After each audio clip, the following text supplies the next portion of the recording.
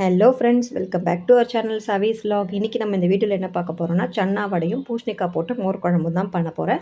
இது எப்படி பண்ணுறதுன்றதை பார்க்கலாம். அதுக்கு முன்னாடி நீங்கள் இப்போ தான் நம்ம சேனலை ஃபஸ்ட் டைம் பார்க்குறீங்கன்னா சேனலை சப்ஸ்கிரைப் பண்ணுங்கள், கமெண்ட் பண்ணுங்கள், ஷேர் பண்ணுங்கள், பெல் ஐக்கனை கிளிக் பண்ணிக்கோங்க.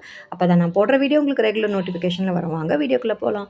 இதுக்கு நான் சன்னா ஒரு 100லேருந்து 150 கிராம் நைட்டே ஊற வச்சுருவேன். ஒரு 8 ஹவர்ஸ் கம்பல்சரி ஊறணும். அது நம்ம நார்மலாக சன்னா அப்படி தானே ஊற வைப்போம்.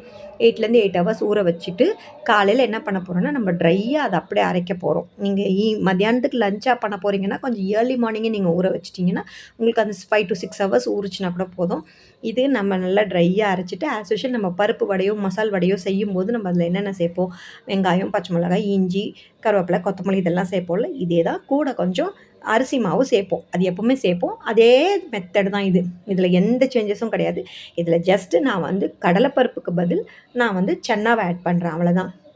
இதை சன்னாவாக நம்ம குழந்தைங்களுக்கு சுண்டலாவோ இல்லை சுண்டல் குழம்பாவோ நம்ம கொடுத்தா கண்டிப்பாக பிள்ளைங்க சாப்பிட மாட்டாங்க. அதுக்கு பதில் இந்த மாதிரி செஞ்சு கொடுத்தா பிள்ளைங்க ரொம்ப விரும்பி சாப்பிடுவாங்க. ஹெல்த்தியும் கூட. இது சன்னால நிறைய ப்ரோட்டீன்ஸ் இருக்குது. ஸோ குழந்தைங்களுக்கு ஹெல்த்தியும் கூட. இது எல்லாமே நம்ம ஆட் பண்ணிட்டு நமக்கு தேவையான உப்பு, கொஞ்சோண்டு பெருங்காயத்தூள். எதுக்குன்னா அது கொஞ்சம் கேஸ் ஃபார்ம் ஆகாமல் இருக்கும். அதுக்காக தான் போட்டு நம்ம நல்லா முடிஞ்ச அளவுக்கு தண்ணியே நம்ம ஆட் பண்ணக்கூடாது. நம்ம ஆல்ரெடி அரைக்கும் போதும் தண்ணி ஆட் பண்ணல. இப்போ கிளறும் போதும் தண்ணி ஆட் பண்ண போகிறதில்ல. அந்த இருக்கிற பதத்திலேயே நம்ம நல்லா பிசைய போகிறோம். ஸோ அதை அப்படியே ஒரு ஓரம் வச்சுட்டு நம்ம அதுக்குள்ளே மோர் குழம்புக்கு தேவையானதை ரெடி பண்ணிக்கலாம். மோர் குழம்புக்கு நான் இன்றைக்கி மஞ்சள் பூசணிக்காய் எடுத்துருக்கேன். நீங்கள் வெள்ளை பூசணிக்காய் எடுத்தாலும் ஓகே. அதில் கொஞ்சோண்டு மஞ்சள் தூள், கொஞ்சம் தேவைக்கேற்ற உப்பை போட்டு ஒரே ஒரு விசில் வச்சா போதும். இல்லை நான் ஓப்பனாக வச்சு அப்படியே வேக வைக்கிறேன்னா கூட வைக்கலாம். ஒரு 10 to 15 மினிட்ஸ்க்குள்ளே அது வெந்துடும். இது ஒரே விசில் வச்சு இதை ஊற வச்சிடலாம். அதுக்குள்ளே நம்ம இதுக்கு மோர் குழம்புக்கு தேவையான ஒரு பொருள் ஊற வைக்கணும். அது என்னென்னு பார்த்தீங்கன்னா, பச்சரிசியும் துவரம்பருப்பும் ஊற வச்சுக்கலாம். ஒரு 20 மினிட்ஸ் ஊற வச்சா போதும். அதிகமாக ஊறணும்னு அவசியம் இல்லை. அதை ஒரு ஓரமாக ஊற வச்சிடலாம். ஸோ அதுக்குள்ளே நம்ம வடையும் சுட்டு எடுத்துக்கலாம். அந்த இது ஊறுறதுக்கும் விசில் வரத்துக்கு டைமிங் இருக்குல்ல, அந்த கேப்பில் நம்ம வடை சுட்டுக்கலாம். வடை பாருங்கள், நான் நார்மல் நம்ம வடை எப்படி செய்வோமோ அதே மாதிரி தான் நான் சுடுறேன். இது ஒன்றும் பெரிய விஷயம் கிடையாது. அதே மாதிரி நம்ம சுட்டு எடுத்தோம்னாக்கா அவ்வளோ கிறிஸ்பியாக இருக்கும், அவ்வளோ சாஃப்டாக இருக்கும். நீங்களா சொன்னீங்கன்னா தான் தெரியுது சன்னா வடைன்ட்டு. மற்றபடி சாப்பிட்றவங்க எல்லாமே இது மசால் வடை, பருப்பு வடைன்னு நினச்சி தான் சாப்பிடுவாங்க. நீங்கள் சொன்னால் தான் தெரியும் இது சன்னா வடைன்ட்டு. அந்த எந்த டிஃப்ரென்ஸும் தெரியாது. அந்த வடைக்கும் இந்த வடைக்கும் பெரிய டிஃப்ரென்ஸே தெரியாது. ஸோ இதை நம்ம சுட்டு இதையும் எடுத்து நம்ம ஒரு ஓரமாக வச்சுட்டு, இப்போ மோர் குழம்புக்கு ஒரு ஒரு ஒரு மிக்ஸ் ஒன்று ரெடி பண்ணணும். மிக்ஸ்னால் ஒரு பேஸ்ட் ஒன்று ரெடி பண்ணணும். அது எப்படி ரெடி பண்ணுறதுன்றதை பார்க்கலாம். ஒரு மிக்சர் ஜாரில் ஒரு ஒரு சின்ன துண்டு தேங்காய் சேர்த்துக்கலாம்.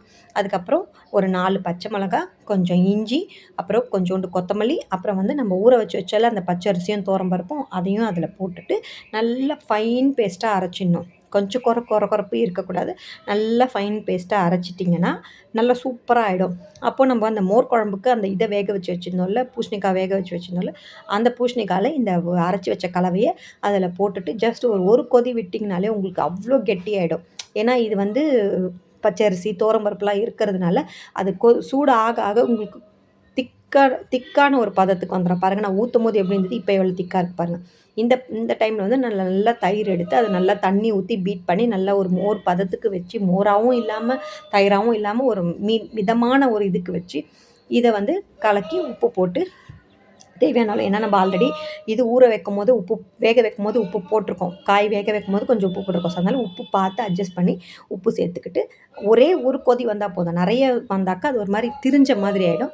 ஸோ ஒரு கொதி வந்தால் போதும். அதை எடுத்து ஓரம் வச்சுட்டு நம்ம அடுத்து என்ன பண்ணலாம், அதுக்கு ஒரு தாளிப்பு கொடுத்துடலாம். கடுகு, உளுத்தம்பருப்பு போட்டு காஞ்ச மிளகா, கருவேப்பிலை, அவ்வளோதான். நான் தேங்காய் எண்ணெய் சேர்த்து தாளிக்கிறேன். நீங்கள் நார்மல் எண்ணெய் கூட சேர்க்கலாம். தேங்காய் எண்ணெய் சேர்த்திங்கன்னா இன்னும் கொஞ்சம் எக்ஸ்ட்ரா ஃப்ளேவராக இருக்கும். இதை போட்டு நல்லா ஜஸ்ட் ஒரு கலரிட்டு ஒரே ஒரு கொதி வர அளவுக்கு இதெல்லாம் நீங்கள் செய்யும்போது கேஸில் ஃபுல் சிம்மில் வச்சுருங்க. ஃபுல்லாகவும் மீடியமாகவும் வைக்காதீங்க. ஃபுல் சிம்மில் வச்சுட்டு கொத்தமல்லி தூவி இறக்கிடுங்க. அவ்வளோதான் ஃப்ரெண்ட்ஸ், இன்றைக்கி லஞ்சு. இது எப்படி இருந்தது நீங்கள் கமெண்ட் பண்ணுங்கள், ஷேர் பண்ணுங்கள், பெல் ஐக்கானை கிளிக் பண்ணிக்கோங்க. அப்போ தான் நான் போடுற வீடியோ வரும். தேங்க்ஸ் ஃபார் வாட்சிங். பாய்.